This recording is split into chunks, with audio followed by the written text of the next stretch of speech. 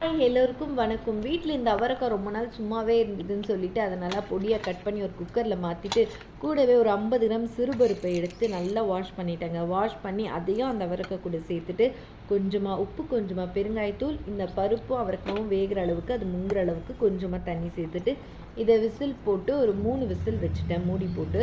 இப்போ சைட்லேயே இதுக்கு ஒரு மசாலா அரைச்சிடலான்னு சொல்லிட்டு ஒரு பேனில் கொஞ்சமாக எண்ணெய் ஊற்றிட்டு 3 டேபிள் ஸ்பூன் உளுத்தம்பருப்பு, 1 டேபிள் ஸ்பூன் அளவுக்கு சீரகம், காரத்துக்கு 2 காஞ்ச மிளகாய் சேர்த்து நல்லா ரோஸ்ட் பண்ணி எடுத்துட்டேன்.